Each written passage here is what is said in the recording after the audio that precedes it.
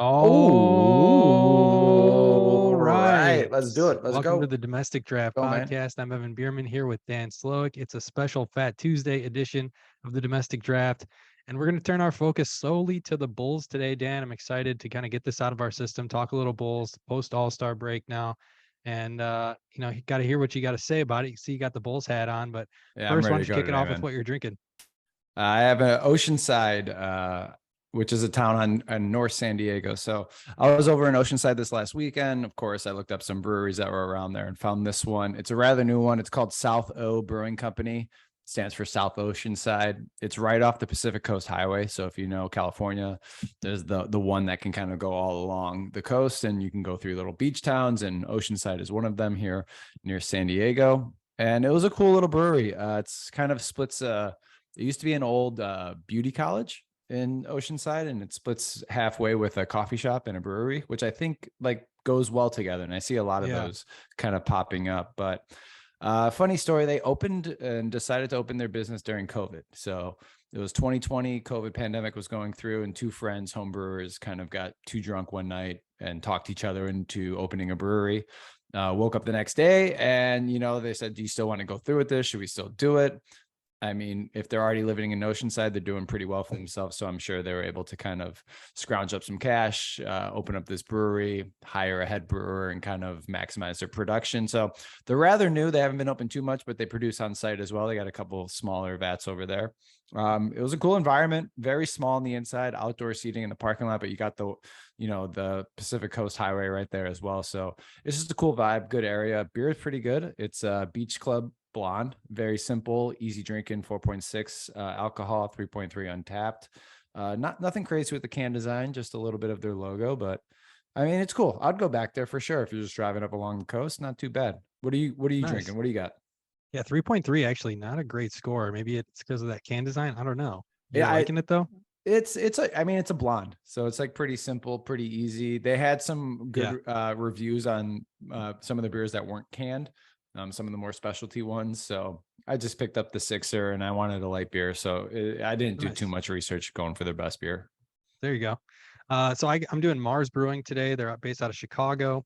The beer I have here is called a pistachio Ponchki Stout. If you're from Chicago or the Chicagoland area, the Midwest, I guess this could be. Fat Tuesday is known as Ponchki Day, really around here. So I got the Ponchki beer going. It's a double milk stout with pistachio cream, cocoa, vanilla, and lactose. 7%. It gets a 3.75 on Untapped. So what Ponchki Day is, a little bit more about it. Everyone has to use up their eggs and lard before Lent begins. So it's kind of a Polish holiday. So the result in the idea to make rich donut-like pastries, they're just basically richer donuts filled with jelly. They don't have like a hole in the middle or anything like Right. that. But a little bit more about Mars Brewing. Ed Marzewski is the co-founder and president of Mars Community Brewing. Mars was started by a group of home brewing aficionados and professional brewers. The group opened a small production facility on Halstead Street in McKinley Park in 2014, and then their first tap room at 3630 South Iron Street in 2018. So Mars, you can find them all throughout the city, and you can find our next guest, Pat the Designer, all throughout the city as well. He's at Pat the Designer on Twitter and Insta. He's creator and host of the Windy City Breeze and a host of Locked On Bulls. Pat, thanks so much for joining us, man. How y'all feeling, man? How y'all feeling? I like the beer conversation. Let's keep that going. I I like see that. you got yourself some as well. Appreciate you partaking in the I got a activities. little something there. Yeah, everybody knows the bottle. We won't give them the free pub out here, but I got a little something and some brown in the glass. Yeah, man, it's a good There day. you go. Mixing There we it up. go. I like it. So I kind of stumbled upon your social media profile probably, I don't know, a year or two ago, and kind of liked what you did and liked following you and your insight. So I'm curious, kind of, is this something you've always sought out doing, or did you have a light bulb moment, or like how'd you get started kind of in the sports media business? I very much like the brewing company that you mentioned. I sat down one day, was drinking at night, and I was like, I could do a sports podcast because half of these mugs don't know what they're talking about. I didn't know what I was talking about. I've gone back and seen some of those original takes, and I'm gonna tell you right now, I didn't know what I was talking about. But yeah, it really was just kind of a love for sports talk, a love for I have always been very blue collar, so I've worked very blue collar jobs. I worked for AT&T installing service. I work construction. I'm also a journeyman electrician. So in all the process of this, you spend a lot of your day listening to sports radio, and you sit there and you're just like, this dude's either it's like, that's a great take, I love what he says, this dude's a freaking idiot, what the heck are you talking about? So I just ended up starting it one day. Me and my little brother started it, oh wow, going on 6 years ago. And he was like 15. Was 5 years younger than me, and he was like, dog, I'm not coming to your house to do a show every day. I was like, nah, this could be something. And it just kind of slowed down, but then I ended up picking it back up with one of my couple of my best friends, and they become my best friends through this process. And yeah, man, just growing it, and just by being consistent and always having something depressing to talk about, I guess, in theory. Chicago right? sports. Yeah, you know what I mean? That helps, man. Right. I'm curious about the name, Pat the Designer. Are you designing something? How did you get that nickname? You're a man of many hats. It sounds like you've worked a lot of different jobs and you host a lot of different, shows. Where did you get that nickname? So Pat the Designer came from, so I used to do a lot more with music. So when I was 18, I did went down to Atlanta with my homie, was in the studio with a lot of people that made a lot more money than I did, and I probably shouldn't have been in the studio but I had it in, right? And I was sitting there trying to explain to them, what I was trying to do. I was like, I want to write music, I want to make music, I want to rap and write music for singers and stuff like that. And I think at the time my name was NCB. It was the initials of like the city that I was from, North Chicago, and then boy at the end of it, or NC Boy. It might have been my name. And like I realized, right, I went real hard, like there are no other cities or states that have the initials NC. Yeah. But then I ended up when I was like explaining it, I was like, I feel like I sound like an idiot saying this name. And my boy was like, you need something catchy, like Tyler the Creator. And I was like, you mean like Pat the Designer? And I said it jokingly. And he was like, well, you do design clothes, so it could work for that as well. And yeah, it's stuck. And now I'm Pat the Designer, and I'm trying to, now the meaning changed a little bit. At the time, it was about designing clothes and designing, different beats and music and stuff like that. And now it's about helping people design the life that they want to live, and helping them realize, hey, if you want to do something, just do it. Like you can design whatever life you want to have. So it's taking on many hats, but yeah, it's not a deep meaning. It literally was another moment of like, hey man, you should go by this. Okay. I like it. Yeah. That's how the best nicknames start. Yeah, and the new reincarnation of it, of like helping people out, kind of realize, goals, and just taking a Nike page out and just doing it. Do you have anybody you look up to, like kind of getting into this? I know you said you listen to the sports talk, and I think, the local stations we all grew up listening to as well. Do you have any kind of media personalities that you're molding yourself after, or kind of following closely? Not molding myself after per se, but probably the people that I focus in on when they take a deeper take. One is Stephen A. Smith, just for what he's been able to do as a Black man in sports media. It really is phenomenal. He's held the #1 show for 11 years. Crazy. In sports talk, and when you think about that, it's at a time he does a show Monday through Friday at a time when everybody is at work, and it's the #1 sports talk show on television.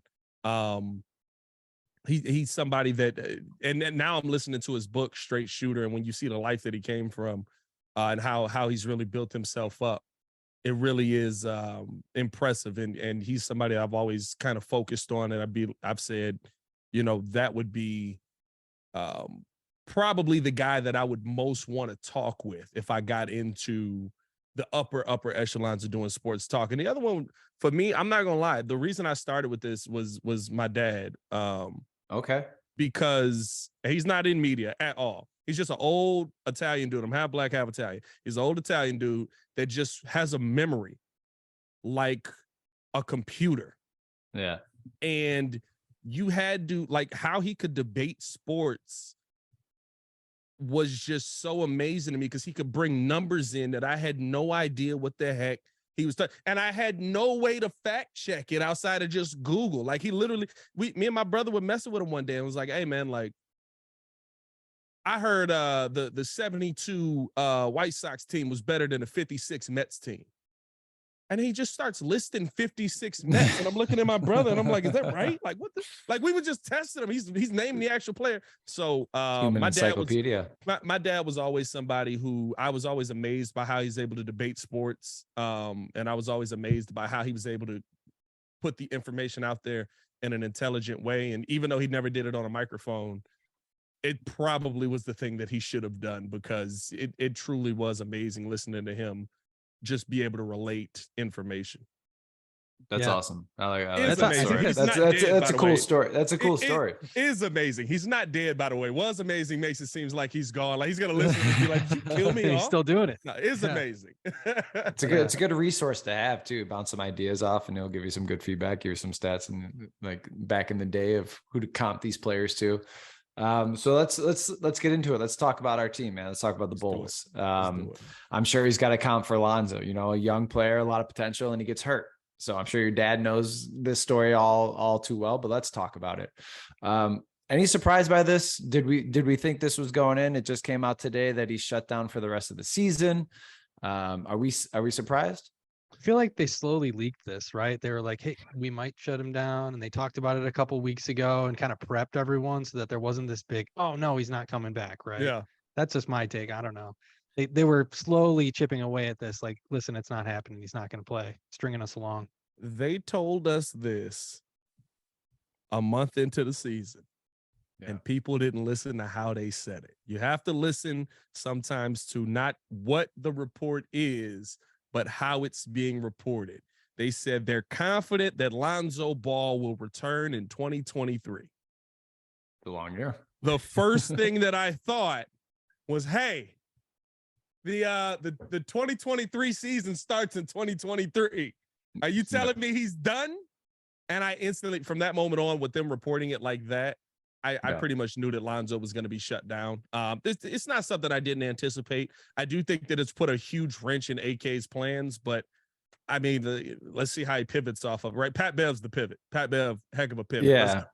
We'll get to that in a minute, but I just want to talk more on Lonzo, man. I've had two knee surgeries myself, and man, playing professional sports and having knee problems is not a good sign. We got 2 more years on his contract. I think of players like Brandon Roy. The quote today was that he continues to experience performance limiting discomfort. Yep. Is this pain tolerance? Is there, because they've already scoped it twice. They did the meniscus. They went in for a second scope. Is this pain tolerance? Is this degenerative knees? That's something long-term. I mean, is this guy ever going to come back to his form?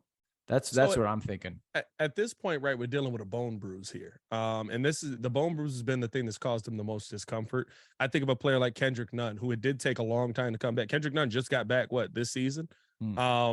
And it takes time. And I think the biggest question is not, I do think Lonzo Ball will come back in some capacity. I don't know if it'll be with the Chicago Bulls. There's a couple different options that the Bulls have, but I do think he'll come back in some capacity. The question is, what Lonzo Ball are you getting back? He's taking a year off of basketball. You can attest to this, right? When you play, if you have any sort of knee discomfort, I think outside of just a knee injury, people don't think about it, it's just knee discomfort causes you to run different, walk different. That then entails more pain in other places because you're not moving in the way that your body is used to moving. So the question for me is not, will Lonzo Ball come back? I think the question at this point is, can the Chicago Bulls bet on getting the same Lonzo Ball back on the court? That is the biggest concern around me, because Kendrick Nunn's back, right? Kendrick Nunn used to be 15 points a game, 4 or 5 assists. He could put the ball in the bucket. Right now, Kendrick Nunn's just trying to work himself back into form. He's averaging about 6 points, 8 points a game, 1 to 2 assists a game, right? Just trying to get himself back right. And he doesn't make $20 million a year. Yeah. Lonzo Ball in year 3 still makes 20 mil. And you gotta ask yourself going into year 4, can you wait out year 3 for him to have a year to get his body back in order if he is healthy, to then go into year 4 and feel confident about paying him another 20 million, and on top of that, going into renegotiating another contract? That's the tough part. I can't think of another high level player that's had that kind of knee injury and come back and played at a high level again. But okay, you mentioned Patrick Beverley. Bulls signed him today, I believe. You know, what does a player like this do? He's a vocal leader, motivator, defensive player. It's always what he's always been. It's what this team's honestly been needing, but I think, is it too late, too little, too late? He's somebody that was just cut from the Lakers, right? A team that's themselves trying to get back into the playoffs too. You know, what does somebody like him do for the Bulls? Piss people off. Yeah. Hey, you know, Shake it up. That's what I'm worried about, man. Is that locker room? Is it gonna be turmoil, or are they gonna rally around it? I'm not gonna lie to you. I hope not, because here's the thing: it's too much kumbaya. What is the one thing that set Joakim Noah apart for the Bulls fans that have been around for a while? I'm sure we've all seen it. What's the thing that set Joakim Noah apart from all the other young players that were part of that team? Man, he's just an asshole. Ben Wallace wasn't giving 110% effort. Unapologetic asshole. And Joakim Noah wanted to fight a dude that they nicknamed Body.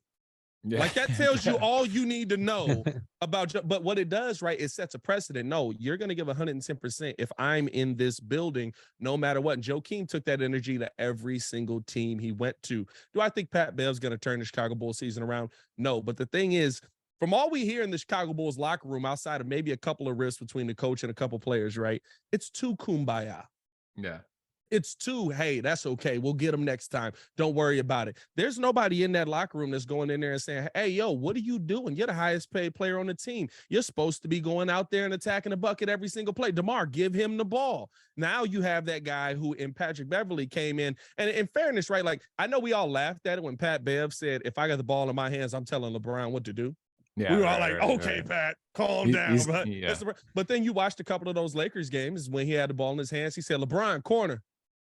And you saw LeBron screen and go to the corner. And Pat Bev's trying to set him up for a play. So he still comes with a leadership quality. And at a minimum, there's no bigger honor than wearing your city across your chest. And there's no dude in the NBA right now that is more Chicago than Patrick Beverley. Like, he took a camera out of the stands from a random person to show that you missed a foul.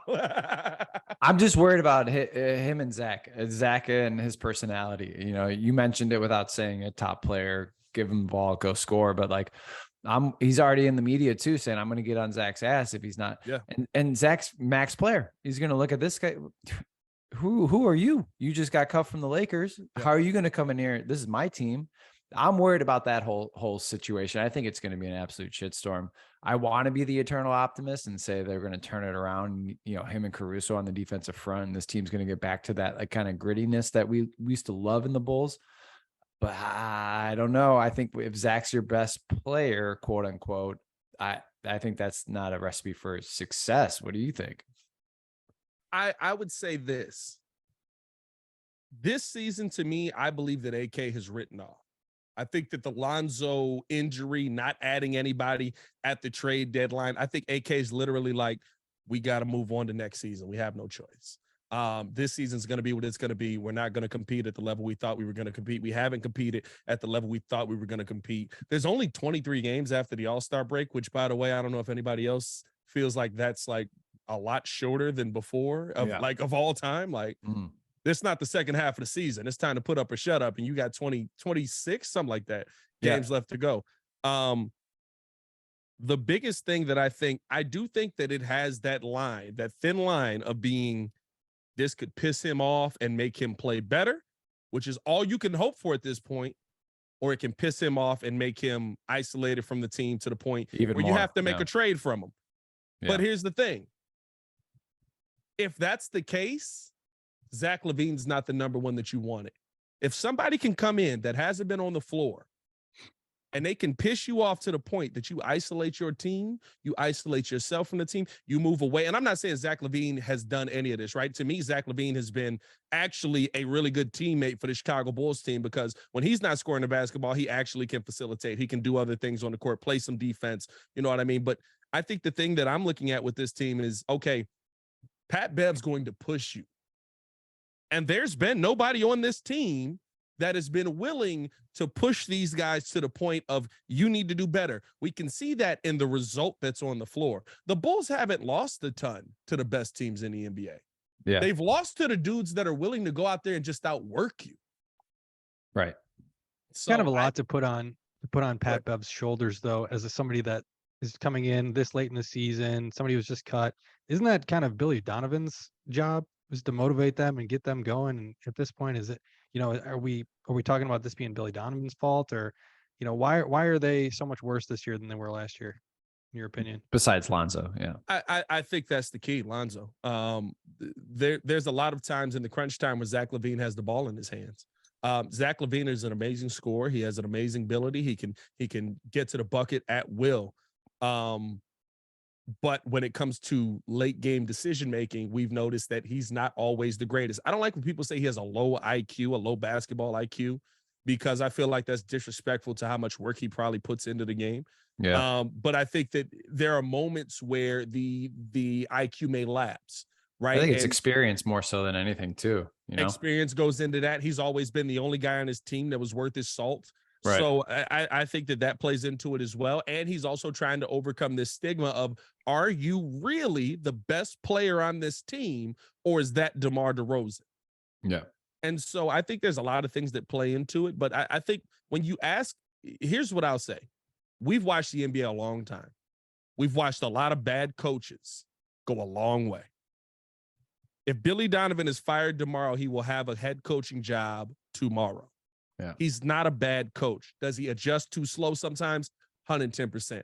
I've got beef with some of the things Billy Donovan does. Does he stick to his pregame rotations and situations? He's not a good in-game manager. I'm willing to go there with you on that. But to me, your motivation, if your motivation doesn't come from within, we got some question marks anyway. And the next person that should be talking to you should be somebody on your team. There were locker rooms where the coach doesn't get involved.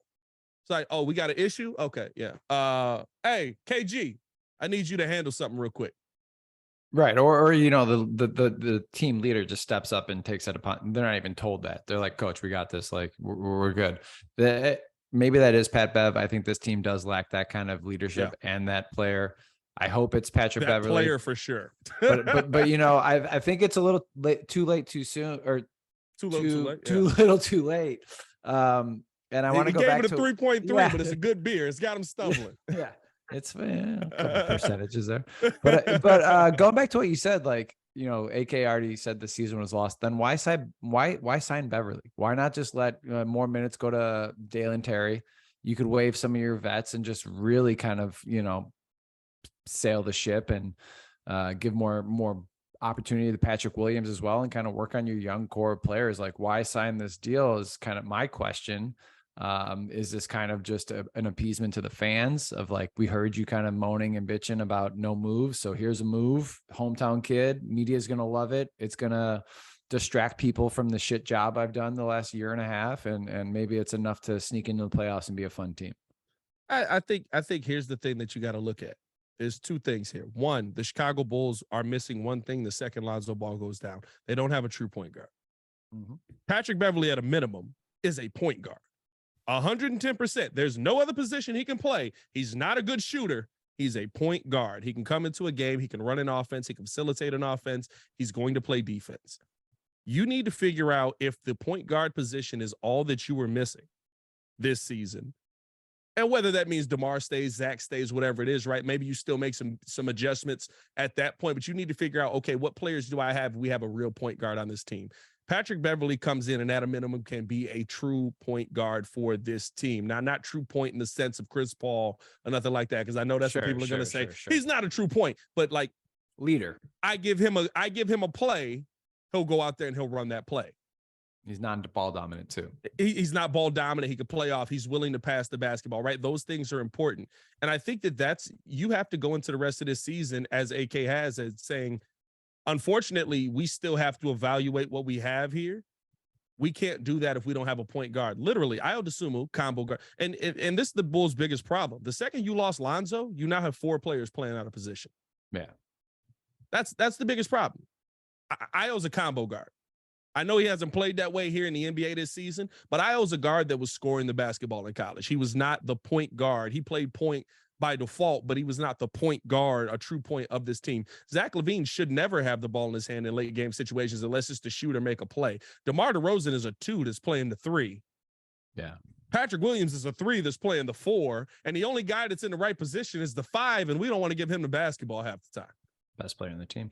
You know what I mean? So to me, I think that AK is making this move here just to evaluate what this team is, if they have the right pieces in place. I don't think he starts over Io, but I do think he sees a lot of time on the floor with Zach LaVine, DeMar DeRozan, and Vooch, just to see how that dynamic works. And I think the other thing that AK has to do here is, while you want to give up, you don't want to ever give up on the season, right? And so I think the thing that AK is doing here is very similar to what we saw these Denver teams doing. I've said this on Locked On Bulls. I said this on The Breeze. To me, this isn't the team that AK thinks is going to win it all. I think he's biding his time until he can find out who that next superstar player is going to be that he can get to the Chicago Bulls, add to this team while continuing to be competitive. We saw that from the Denver Nuggets for years. We saw Paul Millsap be the best player on that team. We saw Aaron Aflalo be the best player on that team. And it's not until all of a sudden you looked in the second round and you were like, hey, we found the European dude that's going to be the two-time, should be three-time MVP in a row. Yeah. We found that dude. So now our team is exponentially better. It's a tough plan to follow. Yeah, It's a tough plan to follow. Well, But I Great shout out. see what you're saying for sure. I think the thing is, right, is it easy? This is what I've always asked people, because, right, the other option is what? Tank. Yeah. And so the question that I always ask is, anybody going to OKC? Anybody major? Is anybody like going to free Houston? agency and whatnot? Free agency. Yeah, Anybody. yeah. Is Yeah. anybody going to Houston? Is anybody going to Orlando? Is anybody? Nobody's going there. So you have no option but to build your team through the draft. The one thing that AK has as an advantage is, one, he's built up this organization and kind of reshaped the image where you can, if you want to, go out there and get people. Now, maybe Jerry Reinsdorf lets him go into the luxury tax for the first time ever. That'd be nice. Yep. You That's know why what I mean? think they paid Zach too. I think they paid Zach for the same reason you're saying right now, right? To show the NBA that this is a place to come. You have to. You had you had to reset what Garpax broke. The thing that Garpax broke here in Chicago, and kind of going back, right? It does go back to, I don't know if the newer players and younger players care as much, but it does go back to MJ a little bit. You weren't willing to play the best player to ever touch a basketball. Okay, why would I want to come there? I think that stigma's kind of faded out. But then to the point of the Chicago Bulls, right? You weren't willing to give anybody a higher deal for you to come here. You weren't willing to move heaven and earth to get LeBron, Chris Bosh, and D Wade here. Oh, well, we would have had to cut the bench mob. You didn't have to add much. They were pretty good. We also had Derrick Rose and Joakim Noah. You know what I mean? We'd have had to move some pieces, but I'm okay with that. Now, but the big thing for me is that when you have that team already in place, when you have a Zach LaVine, you have competitive pieces. The Bulls aren't good right now. I'm not going to say that, but they're competitive. They're the 11th in the East, as we talk. They're not good. They're not good, but they're a competitive team that, for some reason, we're all just sitting here like, why aren't they good? Like, it doesn't make sense. But the biggest thing I think that you can do with that is say, we still got Zach LaVine, we still got DeMar DeRozan, we still got Nikola Vucevic. You come here, and we're a 10 times better team with the players that we currently have. We're missing you. And sometimes when you go into these free agency meetings and you say, we're missing you, oh, that's all you're missing is me? Maybe. Oh, okay. All right. Okay. Let's have a conversation. We can win this much if I come. Thought that was going to work with Carmelo Anthony back in the day, but it didn't. Unfortunately, they put his picture up on the UC. Remember that? I do remember that. Well, I thought we were getting him. I thought we were going to get him. I think Derrick Rose going, I don't really care if he's here. Either way, also, like, doesn't recruit anybody. He's like, I could win it all, man. Right. All right. This is $1 million question. The last point guard that the Bulls had. This is $1 million question. Everybody that we talk Bulls with on this show, we ask this question too, because Dan and I go back and forth on this constantly. Are you in or out on Patrick Williams? It's a name that you haven't really mentioned too much talking about this team so far today. Yeah, man. Yeah, and I could see him like going back and forth already. Like, no, love the kid. The typical answer we get is he's still young. He's got a lot of time. We don't really know what he is yet. And it's like, that's a fine answer, but if you have a definitive answer, we'd prefer that. Patrick Williams to this point is a bust. Yeah. You drafted him 4th overall. 4th overall pick comes with expectations. That expectation is for you to come out and make plays. Now, I will say this. You also have to look at scenario. James Wiseman went number 1 overall in that draft. Yeah, he just got traded. He went to the Golden State Warriors. He played, got injured, but he did play. And while he was on the court, they couldn't figure out how to implement him. He didn't fit into what they were doing. Yeah. When Patrick Williams got drafted to this team, AK's first year here, he had to figure out, can Larry Markkinen play? Which seems like he made the wrong decision in the long run. Yeah, You know what I mean? yeah. But also, Yeah. but also, I don't know. I was never somebody that questioned, could Lowry play? I always was just like, he's not healthy enough to be out here.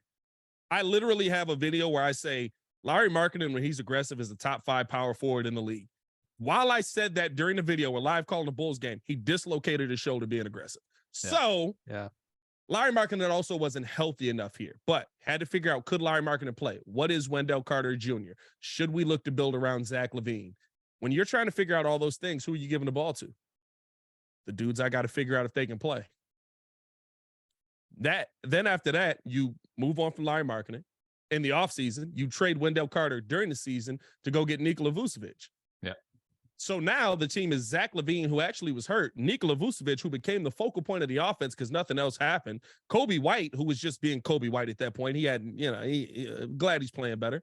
And Patrick Williams, I'm giving the ball to Vooch. We're trying to win games. We're trying to show what we can do and get him into shape. Okay, here we go. Boom. We go into the next season. You had DeMar DeRozan, Lonzo Ball, Alex Caruso to Zach LaVine and Nikola Vucevic. Where's P. Will in that? I mean, but I he was great, I he would understand be towards the exactly. top of that, I understand right? that. Where is he lost in the shuffle? Dude's top 5 pick. He should Top be 5 top pick. He should be top 2 on the team, top 3 on the team. That's where he should be. With that team, are you force feeding him the ball? You should he should be allowed to, once he gets the ball, to make. I mean, you've seen the games you watch. He's so passive. The guy gets the ball in his hand. He can't wait to pass to somebody else to make the right play, the smart play, the 100%. Billy Donovan coach play. He doesn't have the mentality that he's a top dog on the court, and every time he has the ball is an opportunity to score, which ultimately 100%. makes the Bulls a worse team because he's easy to guard, because he's predictable that this kid's either going to shoot the 3 or he's going to get the ball fed to him on a cut. He's not going to make his own shot. 110%. I agree with you, which is the reason why I say Patrick Williams is a bust. Yeah. But the problem therein is what the Blackhawks are now facing. I wouldn't be surprised if you haven't watched many Blackhawks games this season. They're pretty atrocious. But if you watch the games with the Blackhawks right now, what you see is young players doing is, I'm on a line with Patrick Kane. Oh my God. I'm on a line with one of the greatest American-born players ever. Give him the puck. Yeah. I want to see what he can do. Give him the puck. Give it to him again. And it's like, no, we need to run an offense, boys. I know, but it's Patrick Kane. Give it to him again. So I think the thing that P. Will is coming into is, and not to say, hey, listen, there's some dudes with the mentality, they would be like, hey, F you, DeMar. You're not getting this ball. Right. I'm just. P. Will, Right, I mean, yeah, P. I Will's think not Anthony that guy. Edwards going there with Karl Anthony Towns, and he's like, I'm gonna score. Man, That's me. Mr. Yeah, that's He's number one, but yeah, Nah, it's come a on. Yeah, different he's a story. dog. that's He's a Mr. dog. No, I'm more so talking about Cat in that one, right? Like Anthony Edwards walked in the gym and was like, I'm better than you. Come on. And dog." Kat was like, "Yep, the pleasure's all mine." Yes, you are. Yes, you are. Yeah. First day meeting you, you are better. Yeah. No, but I think that, and I'll say this: the one thing that I wanted to see from the Chicago Bulls, okay, he's passive. What's the one thing that we're looking for? Somebody to run the offense that's going to make the right pass. Yeah. Hey, Billy, not for nothing. Stop putting P. Will at center. How about you try him out as a point forward and see if he's going to set up an offense the right way? But I think that P. Will's coming to a circumstance where he's been enamored by the players he's around, and so he's felt the need to have to give them the ball. Is that the right mentality? 100% no. It's the Agreed. reason why I say he's a bust. He shouldn't be Yeah. that way. But Yeah. the thing that we're seeing at least recently is there's sometimes when P. Will's looking at his matchup in front of him, he's like, you can't stand in front of me. And all I'm asking him to do, go to the basket. If you can make 4 shots and get fouled 3 times, you're putting up 15 to 18 points a game. Yeah.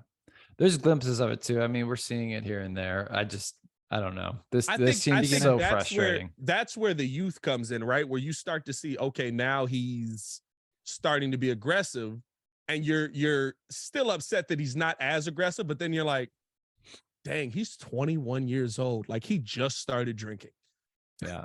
He couldn't have come on. Third He year in the couldn't have league. come on this podcast 6 months ago. You know what I mean? Like, Yeah. Right. No, I mean, I guess I'm worried that, we dipped on Laurie early. We dipped on Wendell Carter probably early, Yeah. and now we've got P. Will, and we're thinking, let's hold him a little while and see what Yeah. it is. And then it turns into nothing.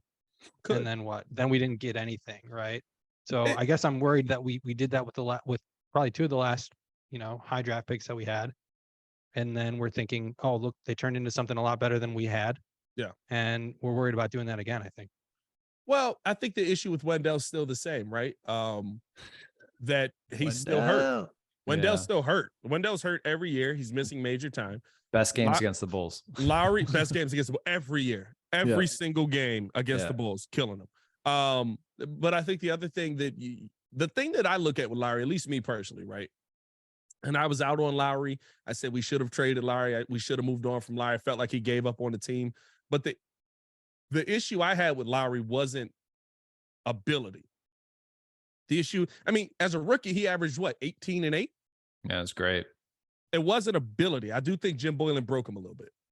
The issue I Jim had Boylan. Broke a lot of Jim people. Boylan. Yeah. We were Jim doing Boylan. so well, man. We're about a half hour in. Now you bring up Jim Boylan. Jim Come Boylan, on, he broke man. him. Come on. But Jarian Grant, his point guard, wasn't a good setup for Lowry? Are you telling me Marcus Teague wasn't the answer, bud? Yeah. Man. Come on. Paul Zipser, that's our guy. God, the German Hammer. Loved him. German Hammer. Stacy just giving nicknames away. But I think that the one thing for me that with Lowry moving on and having a season is we just seen him on the court the longest. This is the most games he's played in the season consistently. And shout out to him. I'm glad he's having his time in Utah. I'm glad that he's getting the job done out there. They look like they're going to tank right now. So maybe they're going to be looking to move on from Lowry. Maybe we get him back in some weird twist of fate. But I'm not going to say I look back on the Lowry marketing deal or the Wendell deal and I'm like, darn it, how did we miss on this guy? I think it was more so what we thought we were going to get with Kobe White, where it was this dude's always hurt. But now Kobe finally having that season and that offseason where he's able to play. And now it changes our perception in our mind. Yeah. I don't know. The team's frustrating. I'm looking at the standings right now, and It's ugly. mean, the Wizards are 2 spots above us. So we're 26 and 33. Obviously, with the new play-in kind of schedule here at the end of the year, you get the 10 seeds from each conference, kind of 7 to 10 going for that play-in. Top 6 are safe. This team's going to probably make the play-ins. I would have to assume as much. We make the play-in games. Yes. I mean, is there any maybe I'll give you, let's get 2 scenarios from you. Best case, worst case, second half of the season. What's best case scenario for the Bulls? Best case scenario for the Bulls, they get to the 7th seed. They go on a heck of a run. Patrick Beverley just wakes up something in Zach LaVine that irritates the hell out of him, right? Love to hear it. And I think that it's possible the Bulls have the 10th easiest schedule going through the rest of this season, although that may be the reason that we lose all of these games, right? Because we've lost to literally all of the easiest teams we were supposed to beat. The Bulls have DeMar DeRozan coming back healthy, which apparently with how this team is built absolutely helps. Maybe there is this here's my long shot thought process. Maybe there is there was a sleeping dogs that lie type of thing going on here where they literally were just like, let's just get to where we got to get to because we don't want to be injury prone going toward the playoffs. And then let's go balls to the wall. And I will say this, DeMar DeRozan said this last season, teams don't start playing for real till after the All-Star break. The problem is it would help if you weren't the 11th seed going into the All-Star. You know what I mean? Like, not have to do the play-in tournament. It would help if you hadn't lost 6 straight going into that. Show us a little bit of competitiveness, a little bit. But that's my right super duper long. I'm talking about Matt Stafford cocking it back 19 from the 19-yard line for a touchdown to put him in the end zone. You know what I mean? Yeah. That gets called back because Calvin Johnson didn't catch it.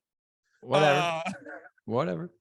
But I think that worst case scenario for this team is which is probably going to happen.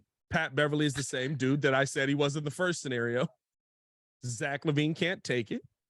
And you realize that you have to reset and go entirely young by moving on from Zach LaVine and DeMar DeRozan this offseason, and maybe just holding on to Vooch and trying to build out with Kobe White, Patrick Williams, and those guys. And I don't think that scenario's completely far-fetched, because we've heard rumblings. David Kaplan reported this. I've heard through some of my grapevines that are a part of the UC that Billy Donovan and Zach LaVine's relationship isn't exactly the greatest because of the benching when he was 0 for 14 versus the Charlotte Hornets and expanding out.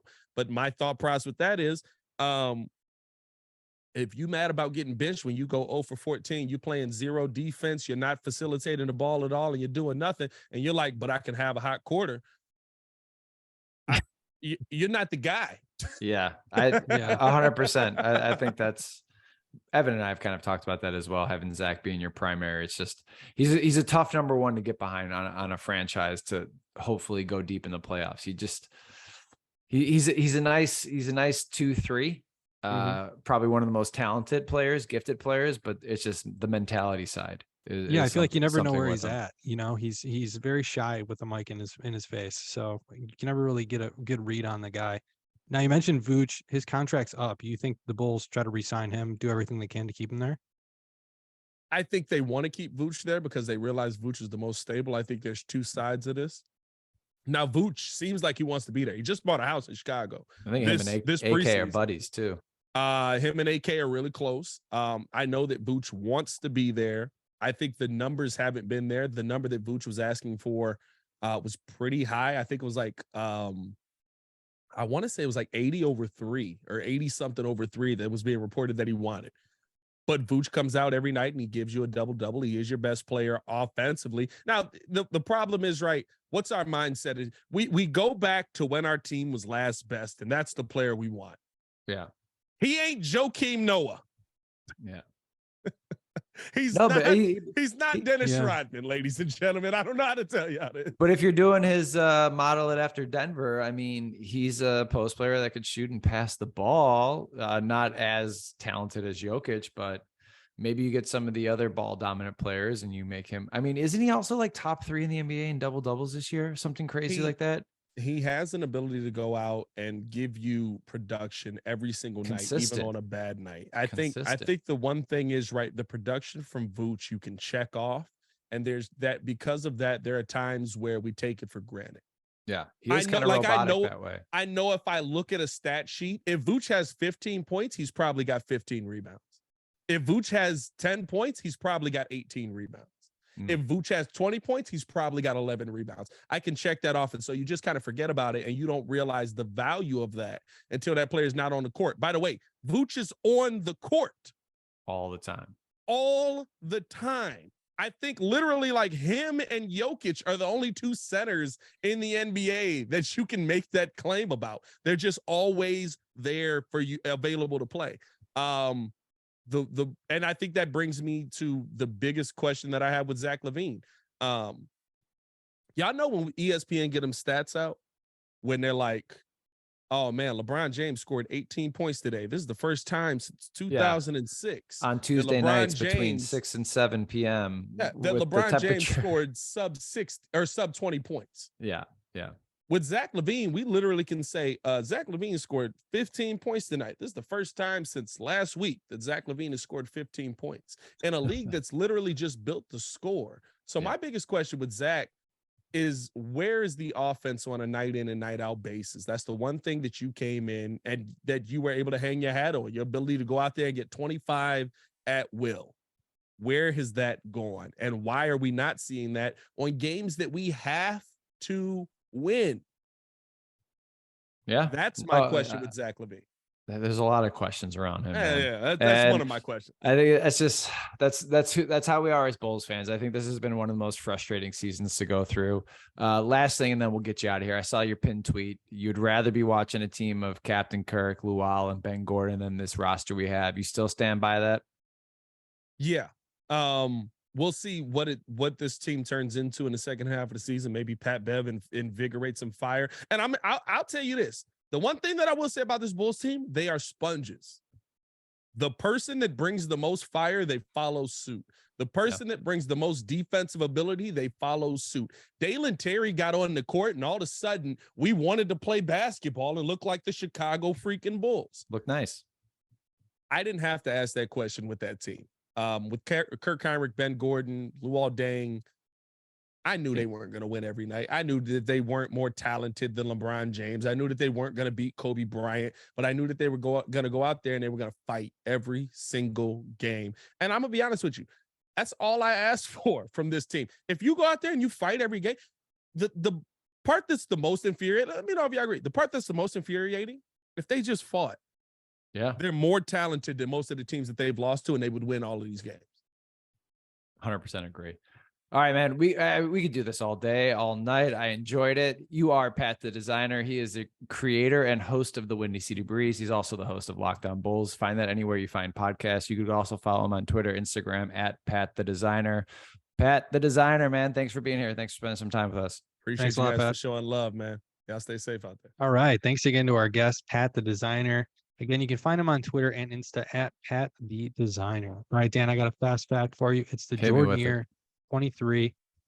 And we've been talking Bulls today. So I got a Michael Jordan fast fact for you. Do you know what Michael Jordan, his pregame meal was every game? Pre-game meal.